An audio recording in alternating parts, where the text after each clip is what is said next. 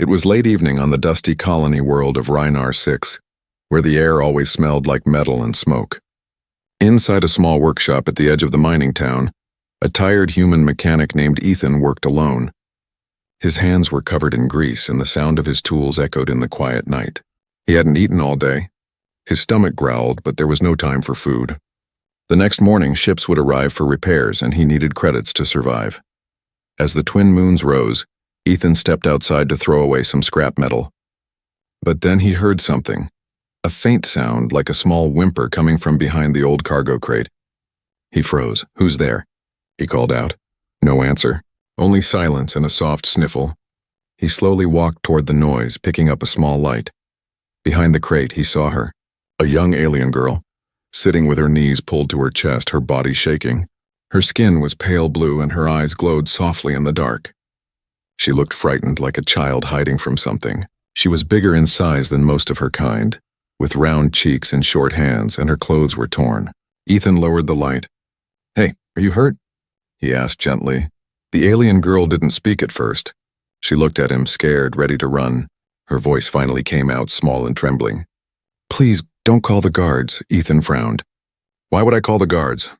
She lowered her eyes. They chase people like me. I just wanted to find food. I can cook, I promise I can work, just don't tell anyone." Ethan sighed. His stomach growled again. "You can cook?" The girl nodded quickly, her ears twitching. "Yes, sir. I'm good at cooking. Please let me stay for one night. I won't cause trouble." Ethan looked at her for a long time. He wasn't the kind of man to turn away someone hungry. He saw fear in her eyes, but also something pure, hope. "All right," he said finally. "Come inside. You can make us both something to eat." She hesitated, but then slowly followed him inside the workshop. The lights flickered weakly as she looked around. It was messy. Tools everywhere, metal dust on the floor, but warm compared to the cold outside. Ethan pointed at the small kitchen area in the corner. "There's some canned protein, spices, and old vegetables," he said. "See what you can do." The girl nodded shyly.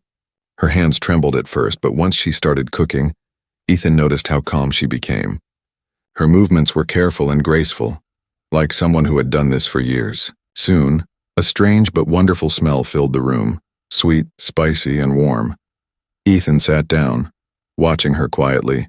For the first time in weeks, he felt something different, peace. The sizzling sound from the pan reminded him of home, a place he hadn't seen in years. When she turned around with 2 plates, he almost forgot how tired he was. The food looked simple, but the taste was amazing.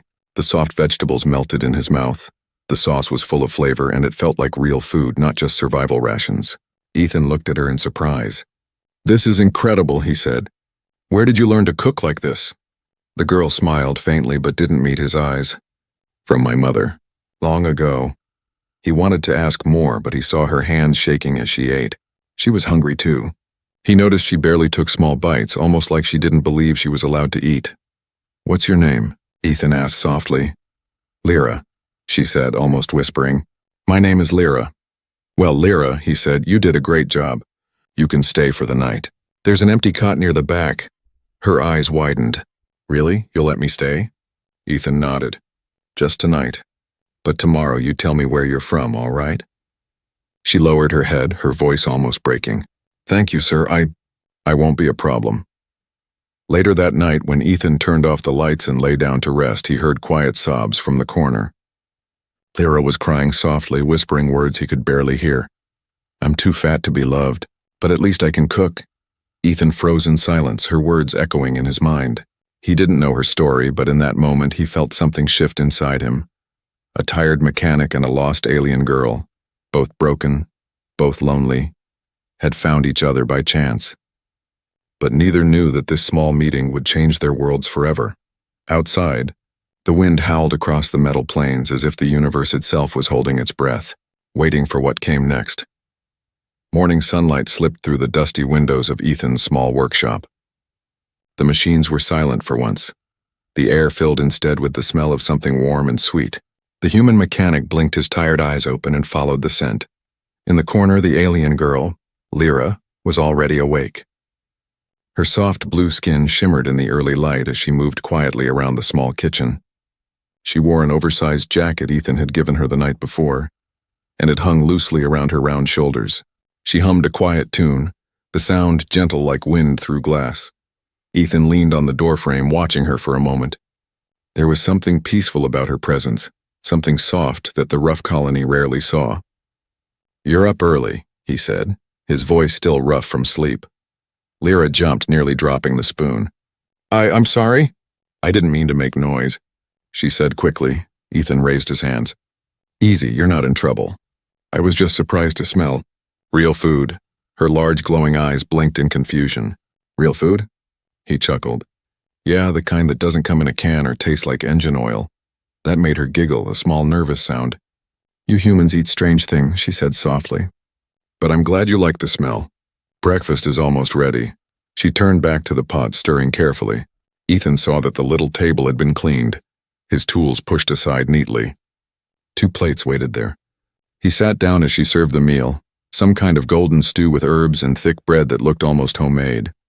Ethan took a bite and froze. The flavor burst across his tongue, sweet, salty, and full of life. "This is amazing," he said honestly. "You weren't lying when you said you can cook." For a moment, Lyra's eyes lit up with pride. But then just as quickly, her smile faded. She lowered her gaze, fidgeting with her fingers. "What's wrong?" Ethan asked. Her voice was barely a whisper. "People don't usually say nice things about me." Ethan frowned. "Why not?" She took a slow breath.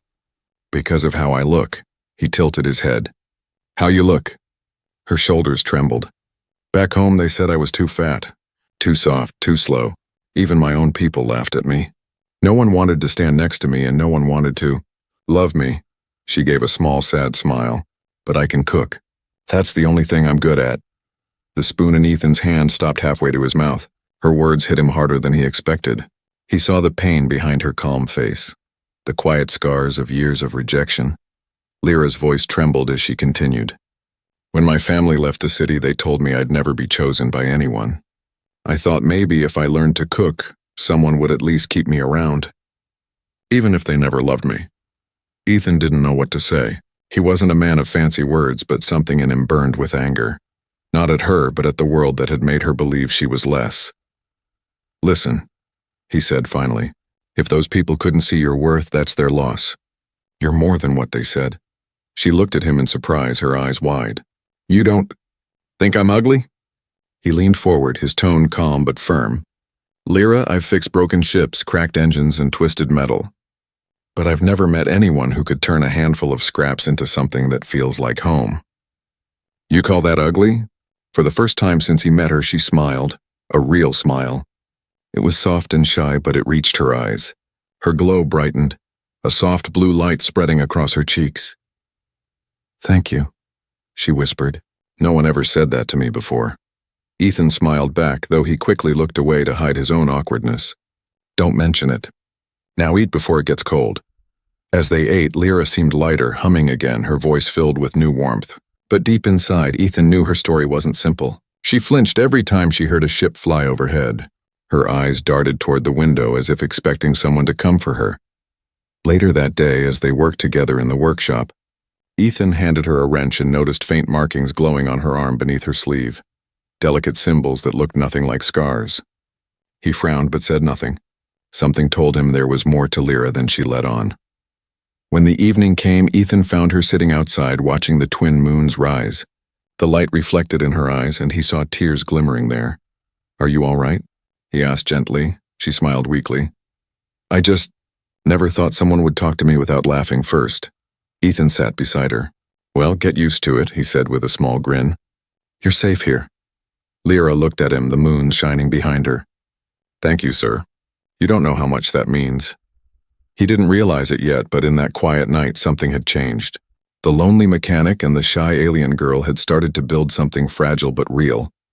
A bond neither of them had ever known before. And far away in the dark skies above Rynar 6, a signal blinked faintly. Someone, somewhere, had just learned where the missing alien girl was hiding. The peace they shared would not last much longer.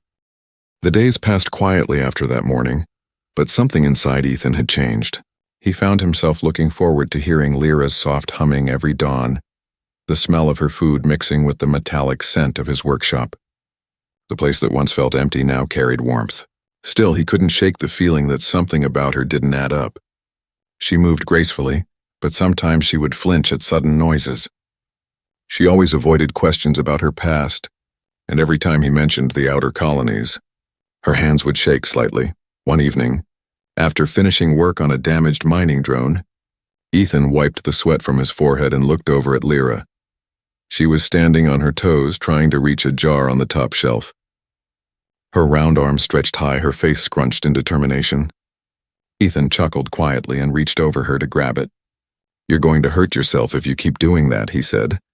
Lyra turned around, smiling shyly. "I just wanted to help. You work too much." "Someone has to keep the lights on," Ethan replied, handing her the jar. Their fingers brushed briefly and she quickly looked away, her cheeks glowing faintly blue. "Thank you, sir," she whispered. Ethan frowned slightly. "You don't have to call me sir all the time, Lyra. Just Ethan is fine." She hesitated. "Old habit. I was trained to speak that way." "Trained?" he asked, curious now. "Trained for what?"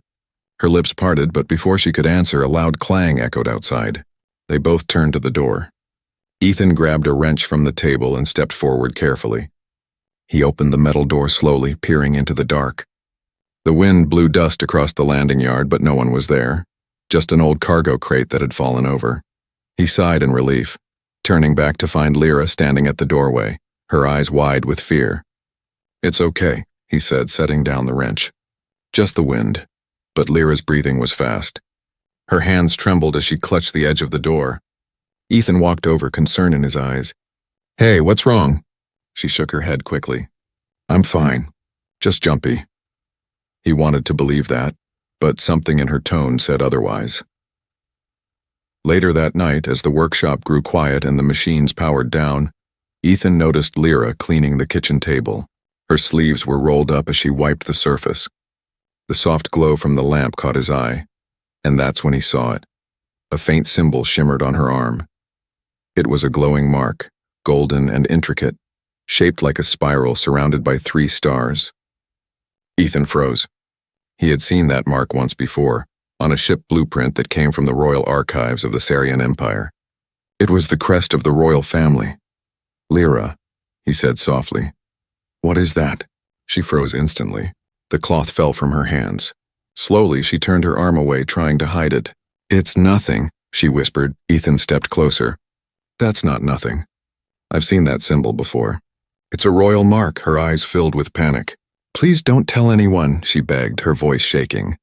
"You don't understand. If they find me here, they'll take me away. And they'll kill you too." Ethan's chest tightened. "Who will?" "My family," she said, tears running down her cheeks. "The Sarian High Court, they're looking for me." Ethan couldn't believe it.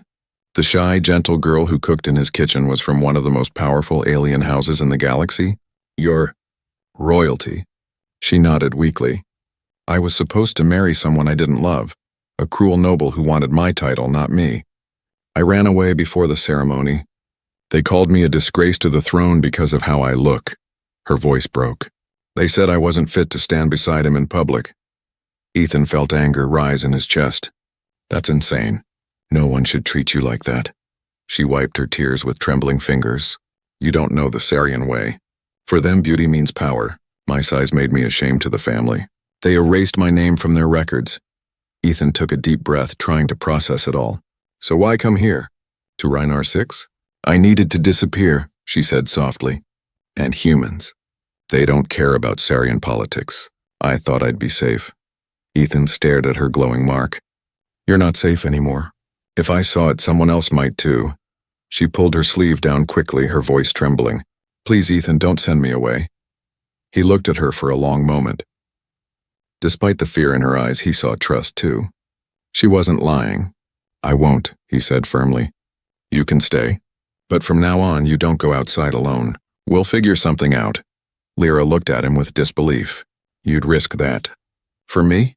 He nodded slowly. "You helped me when I didn't even ask. Now it's my turn." Her lips trembled and she whispered, "Thank you, Ethan."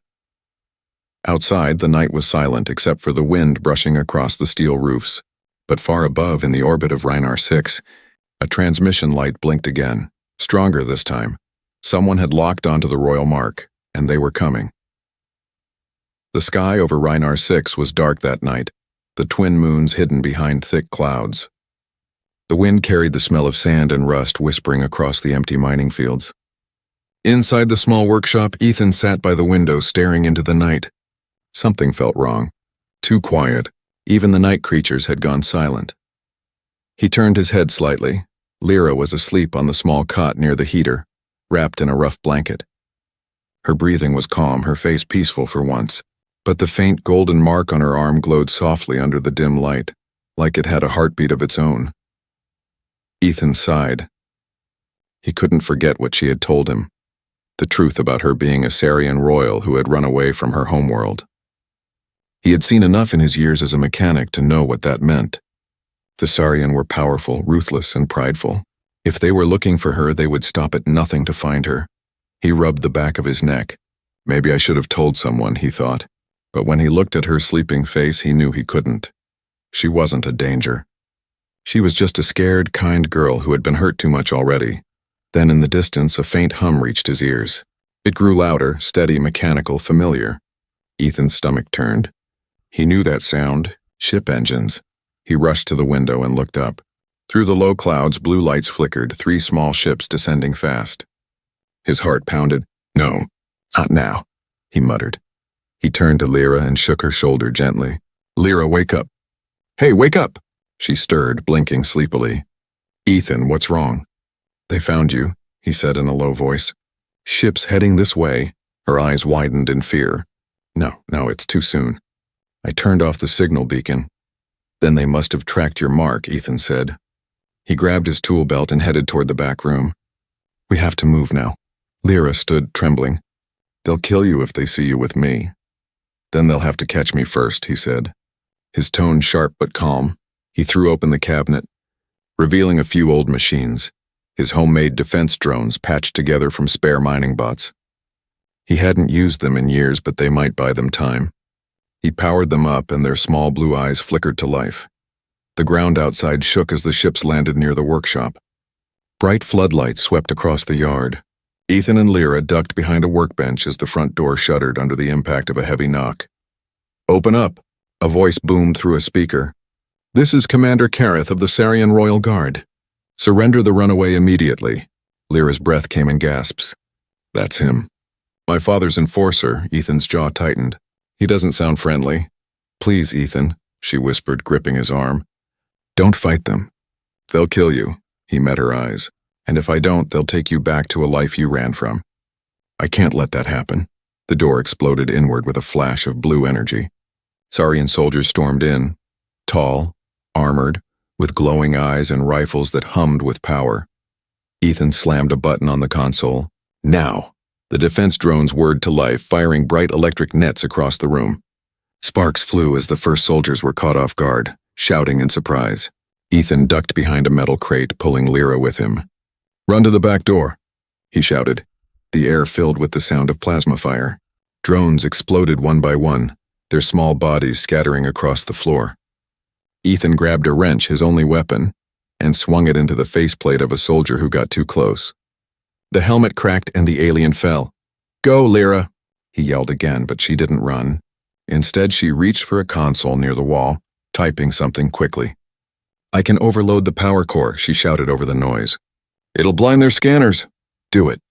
She hit the command and the lights flickered. A low hum filled the workshop, followed by a deafening blast of energy. The whole place went dark. Smoke filled the air, and for a few seconds no one could see. Ethan grabbed her hand. Come on! They stumbled through the back door and into the open night. The sand whipped against their faces as they ran toward the nearby ridge.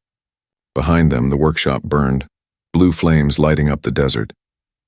From the sky, one of the ships lifted off and fired a warning shot near them. Lyra stumbled and fell, but Ethan pulled her up.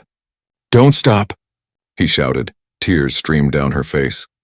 Why are you doing this? You don't even know me. Ethan looked at her, his voice fierce. Because no one deserves to be hunted for being themselves. Now move. They reached the ridge and ducked behind a rock formation.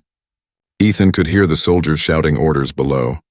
Lyra pressed her hand to his chest, her skin glowing faintly. "Ethan," she whispered, "if they find us, run." "Promise me," he shook his head. "Not a chance." A flash of light illuminated the ridge as a drone scout flew overhead. Ethan grabbed a broken piece of metal and hurled it at the drone, knocking it down. It crashed in sparks, but he knew it wouldn't stop them for long. Lyra looked at the burning workshop, her voice breaking. "That was your home." Ethan gave a small smile, even through the dust and smoke. "Home's not a building. It's the people in it." For a long moment they stared at each other as the night wind howled around them. Then in the distance the sound of engines roared again. More ships, larger this time. Lyra whispered, "They won't stop." Ethan looked up at the sky and tightened his grip on the wrench. "Then neither will I." Above them, the first rays of dawn began to break through the clouds, light against the darkness. The battle for freedom had only just begun. The first light of dawn crept over the ruined workshop. Smoke still rose from the twisted metal, painting the horizon in shades of gray and orange. Ethan and Lyra crouched behind a broken sandcrawler a few hundred meters away, their breathing heavy, their faces streaked with soot and fear. Ethan winced as he tightened a torn bandage around his arm. A shard of glass had sliced him during the explosion, and now his sleeve was dark with blood. Lyra knelt beside him, her glowing fingers trembling as she reached to help.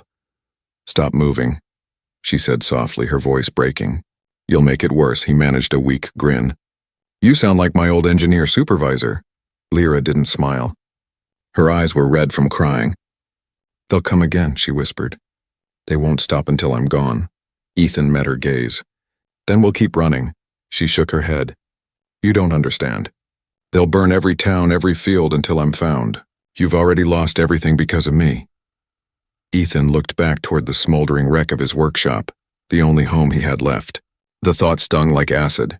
Every piece of machinery, every tool, every memory gone. Still, when he turned back to her, his voice was steady. "It's just metal and dirt. You're alive. That's what matters." Tears spilled down her cheeks. "Why are you like this?" "Like what?" he asked. "Kind," she said quietly. "Even when it costs you everything." He shrugged. "Maybe because I know what it's like to lose everything." The wind howled across the dunes. Lyra stared at him, unsure if she should ask, but something in his tone made her whisper, "Who did you lose?" Ethan looked down at the sand. "My wife and son," he said finally. "They died when the mining freighter exploded 3 years ago. I was supposed to be on it too, but I stayed behind to fix an engine that wasn't even mine." Her eyes softened. "I'm sorry," he nodded slowly. "That's why I fix things. Machines don't leave you, they just break quietly." For a moment neither spoke. The silence between them was heavy but honest. Then Lyra leaned forward, her glowing hand touching his wound. "Hold still," she murmured. "What are you doing?" Her palm began to shine brighter. Warmth spread across his arm and he felt the pain fade. When he looked down, the cut was gone. Smooth skin where the wound had been. Ethan blinked in shock. "You can heal?" Lyra pulled her hand back shyly. "A little. It's a royal gift. One I'm not supposed to use outside the family." "Well," Ethan said with a faint smile, "I won't tell anyone if you won't." A small laugh escaped her, light and musical. For the first time since the attack, she smiled. Not the forced, nervous kind, but a real one. But it faded quickly when she saw the sadness still in his eyes. "Ethan," she said softly, "you could have left me there. You could have run." He looked up at her, his expression serious. "And let them take you?" "No chance, but why?" she pressed. "I'm not human. I'm not even beautiful." Ethan frowned. "Who told you that?" She looked down. "Everyone. My family said a royal must be perfect, thin, graceful, elegant. They said my size was shameful, that I'd bring dishonor to the throne." He sighed, rubbing the back of his neck. "They're blind, Lyra. You're strong, kind, and brave. You cook like a legend, fix things better than half my crew, and you risked your life for me just now. That's beauty where I come from." Lyra's breath hitched. Her lips parted as if to reply, but instead, she pressed her hand over her heart, trembling. "You can't say things like that," she whispered. "Not to me." "Why not?" he asked gently. "Because it makes me hope," she said, tears glimmering in her eyes. Ethan looked at her for a long moment. Maybe hope's not such a bad thing. The wind quieted for a moment. The sun rose higher, casting golden light across the desert. It touched her blue skin, turning it to soft silver. Ethan stared, realizing just how wrong her people had been. She wasn't a disgrace. She was luminous. Then suddenly, a low rumble echoed from above. Both of them looked up. A massive shadow swept across the sands, a royal cruiser descending through the clouds. Its engines thundered, shaking the ground beneath their feet. Lyra's eyes widened. "That's not my father's ship," she said, voice trembling. "That's mine," Ethan blinked. "Yours?" "When I ran away, I sent a coded message to my personal guard. Loyal only to me," she explained quickly. They must have found it. The cruiser's ramp opened with a blinding beam of light. Figures stepped out, tall Sarian soldiers in silver armor, their cloaks bearing her crest. The lead soldier bowed deeply. "Princess Lyra," he said, his voice formal. "Your orders, my lady?" Ethan's jaw dropped. "Princess?" Lyra looked at him, tears welling again, but this time they were mixed with relief. "I never wanted you to find out like this," she said. "I just wanted to be someone normal. Someone worth being around." Ethan smiled softly. "You already are." The soldier raised his head. "Princess, your father's men are still searching the surface. We must leave at once." Lyra turned to Ethan, hesitation in her eyes. "Come with me," she said suddenly. "Please," Ethan blinked in surprise. "Me? On that ship?" "You saved me," she said firmly. "You belong with me now." He looked at the smoking ruins behind him, the life he had lost, and then back at her, glowing in the sunlight, offering him something he hadn't felt in years. Purpose. He smiled faintly. "Lead the way, Princess." And as they stepped toward the waiting ship, neither of them noticed the small black probe, buried in the sand nearby, its red sensor light blinking. Someone else had seen everything, and this story was far from over. On the royal cruiser rose through the thick, smoky clouds, its silver hull gleaming as sunlight broke over the horizon. Ethan sat by a window, staring at the shrinking world of Rynar 6 below, the place that had been his home, now just a burning speck on the desert floor. He had never been on a ship like this before. Everything around him felt unreal. The floors shimmered like polished glass, and faint golden patterns glowed beneath each step. The air smelled faintly of crystal and ozone. It was quiet, too quiet, except for the steady hum of engines powered by technology far beyond anything humans built. Across from him sat Lyra, her expression unreadable. She was no longer the trembling alien girl hiding behind a crate. She sat upright, her voice calm as she spoke to her guards. Her people, the Sarian, moved with precision, addressing her as Your Highness and bowing deeply each time she glanced their way. Yet Ethan could see the tension in her shoulders, the heaviness in her eyes. When the door sealed shut and they were alone again, she finally looked at him. "You're quiet," she said softly. Ethan gave a small, tired laugh. "Yeah, I guess I'm just trying to get used to calling you a princess." Her lips curved into a shy smile. "I didn't want to tell you. I wanted you to know me before you knew." This, he nodded slowly. "Well, that worked. I still see you the same." Lyra's gaze dropped to the floor. "You shouldn't. A royal shouldn't be traveling with a human mechanic." Ethan leaned back in the seat, crossing his arms. "You say that like I'm going to start bowing or something." That made her giggle, a soft sound that seemed to ease the tension in the room. For a moment it felt like they were back in the workshop again, surrounded by the smell of oil and spice instead of crystal air. But the calm didn't last long. The ship's main console blinked red. One of the guards entered quickly and saluted. "Your Highness, enemy ships are following us. 2 smaller crafts, Sarian Royal Command pattern." Lyra stood instantly, her calm breaking. "My father's hunters. They've tracked us." Ethan rose beside her. "How?" "I thought your guards disabled the beacon." "They must have followed the heat trail," the guard said. "They'll intercept us before we reach the neutral zone." Ethan clenched his fists. "Then we fight." The guard gave him a look of disbelief. "You, a human?" Lyra's voice hardened.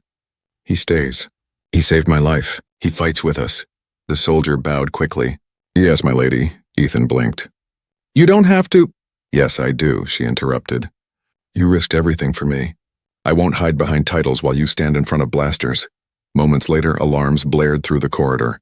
The cruiser shook violently as plasma fire streaked past the hull. Ethan grabbed the nearest rail for balance. He wasn't a soldier, but years of working with machinery had given him instincts. He ran toward the engineering deck, shouting over the noise. Where's your engine control system? The crew stared at him. Humans can't operate royal drives. One hissed. Then you'll be space dust in 5 minutes. Ethan shot back, pointing at the console. That plasma intake's overheating. You'll blow your left stabilizer if you don't reroute it. The chief engineer hesitated, then gestured for him to proceed. Ethan's hands flew across the controls. Sparks flew as he rerouted power manually, forcing the damaged coil to cool. The shaking stopped, just long enough for the ship's cannons to return fire. Shield stable again, shouted one of the guards. Ethan smirked. Guess humans aren't that useless after all. When he turned around, Lyra was standing there, her eyes wide. How did you know what to do? He shrugged. Engines are engines. Doesn't matter if they run on plasma or grease. Her smile returned, small but full of pride. You're amazing. Before he could answer, another explosion rocked the ship. The enemy had locked on again. One of the soldiers shouted, They're targeting our rear thrusters. Ethan looked at Lyra. You have escape pods? Yes, but then get to one, he said firmly. I'm not leaving you. She cried. Ethan stepped closer, gripping her shoulders. You're their target, not me. If they get you, this whole thing was for nothing. Tears welled in her eyes. I won't run again, Ethan. I'm tired of hiding. Before he could reply, the lead guard shouted, Princess, we can activate the mirror shield, but it needs dual authorization. Yours and one of royal bloodline. Lyra's face fell. My family disowned me. I have no royal authorization code left. Ethan hesitated for only a moment. What if I bypass it? You can't, the guard said. It's impossible. Ethan cracked a grin. Good thing I've made a career out of impossible. He sprinted back to the console, opening a control panel with his wrench. The guards shouted in confusion as he rewired the power nodes manually. Sparks flew and smoke filled the air, but the system rebooted. Now, Lyra, say your name into the core, he called out. She hesitated, then spoke clearly, her voice trembling. Lyra Sarian of the Fifth Flame, rightful heir to the Crown of Light. The ship glowed with golden light. The mirror shield activated, reflecting the next plasma volley back at the attackers. One of the enemy ships exploded instantly. The other turned to flee. The deck fell silent. Lyra looked at him with disbelief. You just saved a royal ship. Ethan gave her a tired smile.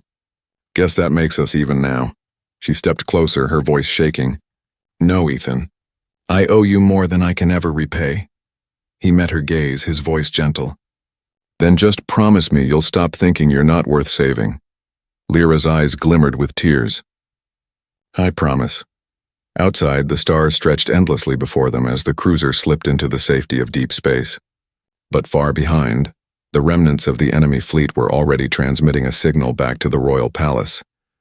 The news would reach her father soon, and this time, the galaxy itself would watch what happened next. The royal capital of Sarian Prime floated above the clouds like a city made of light. Towers of crystal pierced the sky and glowing bridges arched between them. Every color shimmered in the air, gold, silver, and soft violet. To Ethan, it felt like stepping into a dream. He stood awkwardly in the middle of the palace hall, his worn mechanic jacket a sharp contrast to the shining uniforms and flowing royal robes surrounding him. Alien nobles whispered behind jeweled masks, their voices sharp and cold. A human here? One muttered. The princess has lost her mind.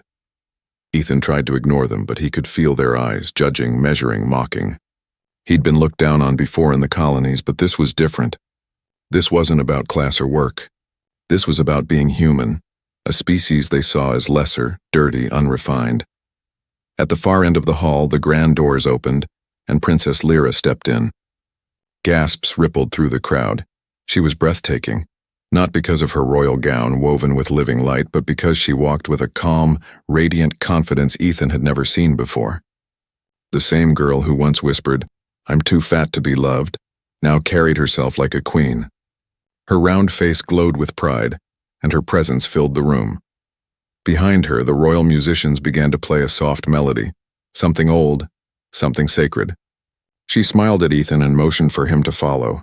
He hesitated. "Are you sure I belong here?" he asked quietly. Her voice was gentle but firm. "You're the reason I'm standing here, Ethan. You belong more than anyone." The nobles stared as Lyra led him to the long table in the center of the hall. It was covered in shimmering dishes, alien fruits, glowing breads, and even roasted meats that changed color as they cooled. At the table's head sat High Regent Sareth, Lyra's father. His cold golden eyes studied Ethan with quiet disapproval. "So," Sareth said slowly, his deep voice echoing, "this is the human who defied my guards, damaged royal property, and risked our alliance for a runaway princess." Ethan swallowed hard but didn't flinch. "Yes, sir. That would be me." The hall fell silent. A few nobles chuckled softly, expecting Sareth's anger. But instead the regent leaned back in his throne, intrigued. "And tell me, human, why?" Ethan glanced at Lyra, then back at him. "Because she's not a runaway. She's someone who deserved to live free. Someone who deserves to be seen for who she is, not what your titles say she should be." Gasps swept through the crowd. A few nobles hissed in outrage. But Sareth only stared, his expression unreadable. Lyra stepped forward, her voice clear. "Father, I will not apologize for running. You wanted to trade me like a coin for power. You wanted me silent, hidden, ashamed of how I look." Her eyes flashed with emotion. "But this human saw me before you ever did." The room buzzed with whispers. Some nobles looked offended, others curious. Sareth's jaw tightened. "You dare defy royal decree before the court?" "Yes," Lyra said simply. "Because for the first time I know who I am." Sareth rose from his throne, towering above her. "You think this human loves you, princess? He'll use you like all the others." Ethan stepped forward. "No, she saved me long before I saved her. When I met her, I was just a broken man fixing machines to forget my pain. She reminded me what warmth feels like, what family means." Lyra's hand trembled, but she placed it over her heart. "He speaks truth." For a long, tense moment no one spoke. Then Sareth's gaze softened slightly, as if he saw something in his daughter's eyes he hadn't noticed in years. Fire, courage, peace. At last he sighed. "You are your mother's child," he said quietly. She too defied the crown for love. The hall filled with murmurs. Sareth raised his hand for silence. "Very well. Let it be known, the human mechanic, Ethan Cole, is granted the title of honorary citizen of Sarian Prime. And this," he gestured to the grand table, "shall be the feast of two worlds." Lyra's eyes filled with tears. Ethan blinked in disbelief. "Wait, what's that mean?" She smiled through her tears. "It means peace, Ethan, between our people. Between what we are and what we can become." Servants began placing dishes before them. One human recipe, one Sarian. Lyra picked up a spoon and offered Ethan a bite of her glowing stew. "Try it," she said softly. He tasted it, and warmth flooded through him. It was rich, sweet, and full of life, like her. "You still make the best food in the galaxy," he said with a grin. She laughed softly. "I told you I could cook." The nobles, who had begun the night whispering insults, now clapped their hands politely as the music swelled. A few even raised their glasses in honor. For the first time in years, two species dined together, not in fear but in understanding. As the feast continued, Lyra leaned closer and whispered, "Do you regret saving me?" Ethan looked at her, his smile gentle. Not for a single second. She reached for his hand beneath the table, their fingers brushing softly. "Then maybe," she said quietly, "you didn't just fix machines after all. Maybe you fixed me." Ethan chuckled. "No, princess. You fixed me." Outside, the twin moons of Sarian Prime rose high above the shining city. The stars burned bright, reflecting off the palace towers. In that light, two souls, one human, one alien, shared something rare and powerful. A love strong enough to unite worlds. And far beyond the palace, in the endless stretch of space, a single beacon pulsed. A message written in both languages, sent to every system nearby. Humanity and Sarian, two worlds, one future. The galaxy would never be the same again.